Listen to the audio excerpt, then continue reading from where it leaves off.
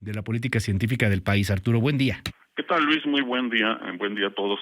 Pues mira, la verdad es que este problema sobrepasa el asunto absurdo y sin ningún fundamento de las acusaciones de la Fiscalía. El acusarlos de delincuencia organizada y recursos de procedencia ilícita, como ya lo ha dicho el juez, no tiene ningún fundamento y así se va a mantener. Sin embargo, yo creo que aquí de fondo hay un pleito que surgió incluso desde antes de que tomara posesión el actual gobierno. La actual directora del Consejo Nacional de Ciencia y Tecnología, María Elena Álvarez Bulla, ella antes de asumir el cargo, la verdad es que tuvo un enfrentamiento contra el Foro Consultivo Científico y Tecnológico. Y hay que señalar muy claramente aquí, el Foro Consultivo, Luis, es una organización civil que estaba establecida en la Ley de Ciencia y Tecnología, que debía recibir recursos federales a través de CONACYT. Y así ocurrió durante casi 20 años que duró o que perduró este foro. Ya no existe, hubo modificaciones recientes a la ley y ya no existe este foro consultivo, pero durante el tiempo que existió en los gobiernos de Fox, que se creó en ese entonces, en el gobierno de Felipe Calderón y de Enrique Peña Nieto, recibió recursos anuales por parte de CONACYT que variaban mucho. Empezó con unos 17 millones y terminó casi con 50 millones anuales. Ahora, se supone que la directora de CONACYT señaló que estos recursos ya no se deberían dar y hubo un litigio que llegó a la Suprema Corte que señaló que era legítimo recibir esos recursos para impulsar políticas científicas. ¿Qué hacía el foro? El foro proponía ciertas políticas de ciencia y tecnología al gobierno federal, al CONACYT. Sin embargo, durante un tiempo fue muy crítico porque no se entregaban los recursos suficientes a ciencia y tecnología y así se mantuvo los primeros años. Ya con el gobierno de Enrique Peña Nieto, más bien fue como comparsa, nunca propuso nada nuevo, nunca fue crítico y más bien se la pasaba alabando a las políticas públicas de Enrique Peña Nieto. Entonces yo creo que el asunto viene desde entonces. Hay una animadversión o había una animadversión de la directora de CONACYT en contra del foro. Pero ya no existe y ninguna de estas acusaciones tiene sentido. Sí, porque no al final de cuentas, fundamento. corrígeme si me equivoco, Arturo, pero pues el foro consultivo ahí estaba, recibió la lana, pero la lana la recibió de manera legítima, ¿no? Y ahí está en lo que se haya gastado o no.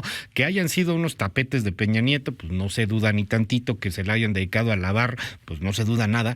Pero vamos, de ahí a que sean delincuencia organizada y que tengan el mismo nivel que el Mayo Zambada, pues sí hay una diferencia cañona, ¿no? Es terrible y no tiene ningún fundamento y por eso, aunque insista la Fiscalía, se va a caer, no tiene ningún sustento jurídico. Entonces, lo que está ocurriendo es solo un bochornoso espectáculo en el que incurre la directora general de CONACYT y el fiscal general de la República. Ahora, cuando se detonó esto, que fue el lunes pasado, fue a través de una columna de Raimundo Riva Palacio y al día siguiente de Roberto Roca. Y ellos dicen o fundamentan que fue por las críticas en torno al nombramiento del fiscal como parte del Sistema Nacional de Investigadores del máximo nivel. Pero esto no es cierto, no es así. La comunidad científica mexicana nunca ha cuestionado el nombramiento de Gers Manero como parte del Sistema Nacional de Investigadores. El único que ha cuestionado esto ha sido Guillermo Sheridan, pero el resto de la comunidad científica no ha dicho absolutamente nada. Ha hecho lo que están acostumbrados a hacer los científicos mexicanos, que es callar y disciplinarse. Ahora, esta no es una venganza del fiscal. ¿Por qué? Porque ni siquiera lo han cuestionado, no se le ha criticado. Por supuesto, su nombramiento es totalmente fraudulento. Cuando un miembro del Sistema Nacional de Investigadores comete plagio, debe ser automáticamente descartado y expulsado del Sistema Nacional de Investigadores, y esto es lo que debería ocurrir con el fiscal. Pero no se trata de una vendetta del fiscal, más bien se trata de la animadversión de la directora de CONACYT. Y dentro de los 31 acusados, como bien señalabas, Luis, la cuarta parte, menos de la cuarta parte de ellos, son científicos.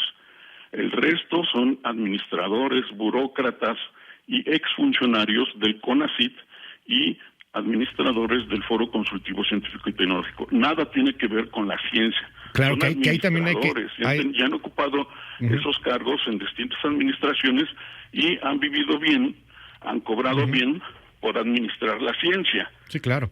Y hay que tomar ahí en consideración porque de repente en este país tenemos tanta analfabetismo científico que pensamos que quien tenga un doctorado o un PhD ya se convierte en automático en científico. Claro que no, o sea, que hagas investigación, que tengas trabajo de investigación publicado en extranjero, que sea citado, que realmente estés haciendo algo dependiendo tu campo y tu área. Si hay una diferencia brutal entre eso a tener un doctorado y terminar en un puesto administrativo donde cobrarás muy bien y donde te irá muy bien y donde estás con la comunidad científica, pero eso no te hace a ti científico. Así es. Y muchos de ellos todavía son parte de la burocracia científica, Luis. Algunos están trabajando en el Politécnico o en otras instituciones, en el propio CONACYT.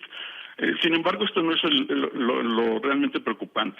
Lo interesante es la reacción de la comunidad científica. Hasta ahora ha habido pronunciamientos como el rector Enrique Grauer, el rector de la UNAM, de varios investigadores de la UNAM y de otras, y de la UAM, de la Universidad Autónoma Metropolitana, y esto es un rasgo positivo. La comunidad científica no suele reaccionar, Luis.